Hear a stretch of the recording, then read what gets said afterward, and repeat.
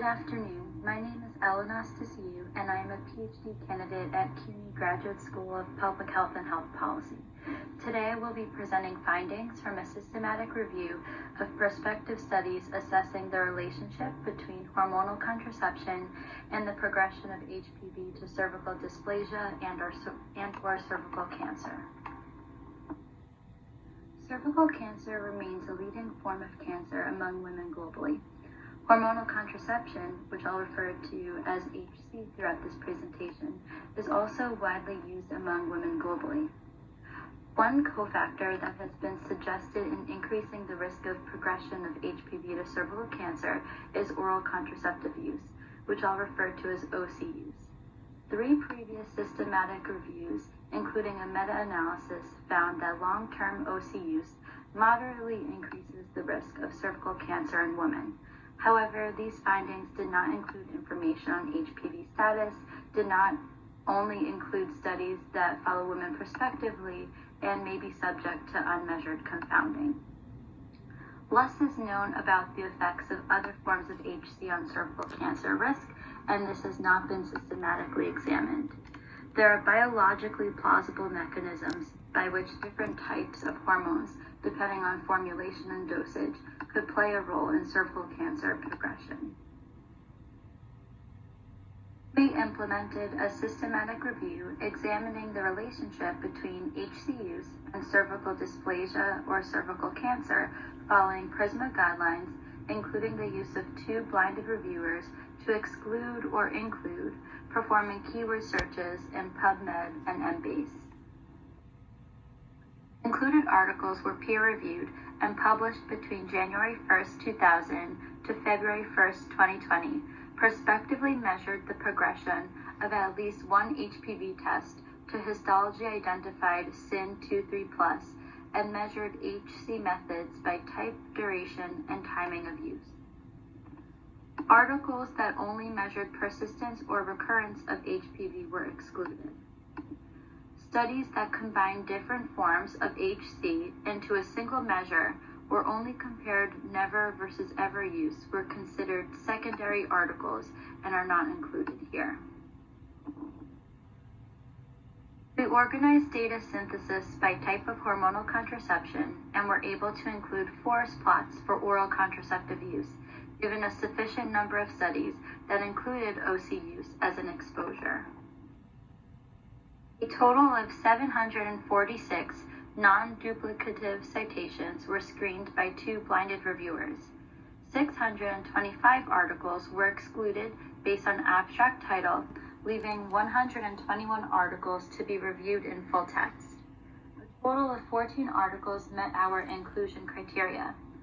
5 primary articles measured HC methods by type, duration, and timing of use, described here.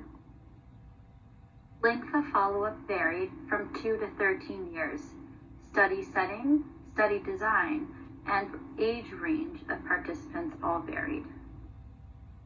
Overall, 4 studies were classified as high quality and 1 as medium quality.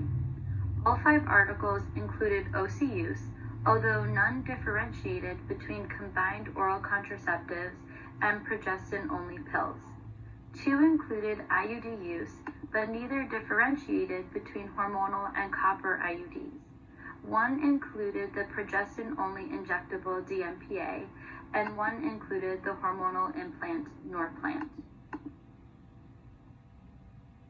We created forest plots for OC use and the risk of SYN23+. The plot includes information of duration of OC use, HPV type, and cervical cancer lesion. 4 articles restricted analyses to women who are high-risk HPV positive. 1 article adjusted for HPV status only. 2 articles found an increased risk of SYN23+ among users of OC compared to never users. Risk of SYN23+ increased as duration of OC use increased. 1 article found a decreased risk of SYN23+ among OC users compared to never users. 2 studies found no association between OC users and never users. Now, examining the effects of other HC methods and risk of cervical cancer. One study found increased risk of SIN3 for former and current injectable progestin-only users compared to never users in adjusted models. Two studies that measured IUD use found no association with SIN23+. These studies, however, did not differentiate between hormonal and non-hormonal IUD use, potentially removing the individual effects that hormonal IUD use might have on the risk of progression of HPV to cervical cancer. One study measured Norplant use, but did not find an association between Norplant users and SIN23+. Current evidence to evaluate the association between HC use and progression of HPV to SIN23+ is limited due to poor measurement of hormonal contraceptive use. Among the studies with adequate measures, the findings were inconsistent.